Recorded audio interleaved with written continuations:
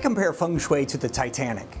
You can move the beds around, paint the walls, hang lucky charms, but if you don't plug the holes, you still take on water and sink.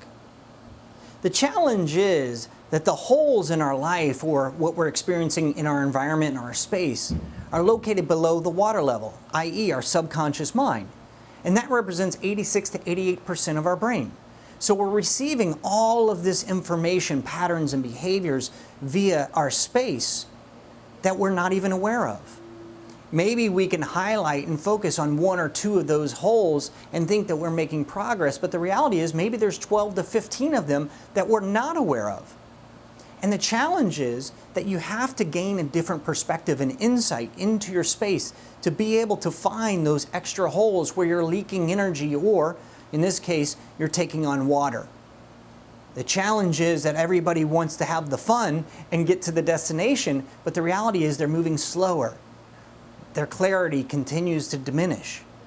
They're starting to feel drained and lethargic, and although they have a lot of thoughts, they're taking less and less action. It's more like, I compare it to throwing spaghetti on the wall, hoping and praying that something will stick.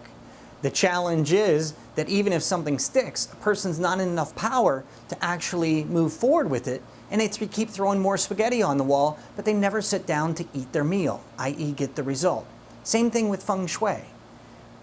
If you can gain a different perspective, that Feng Shui can allow you to gain the insight and the guidance and start to understand where these holes are that are below the water level, i.e. your subconscious, and understanding what you can actually do to create a transformation or an action item so that when you do something, you feel better.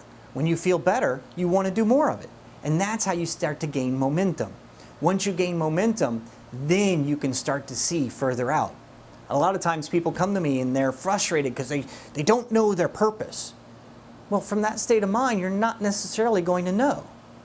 And so what we do is we bring our visibility back down and we focus on the very simple things to get the momentum back going.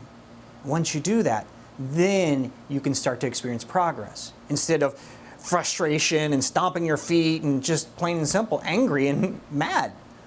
So take a moment and figure out what are the tools or the people that can help you to gain a new perspective, to see where you're taking on water so that you can plug those holes. And once you plug the holes, then you can get back to focusing on the fun so that you can reach your destination in style and plain and simple, have a good time.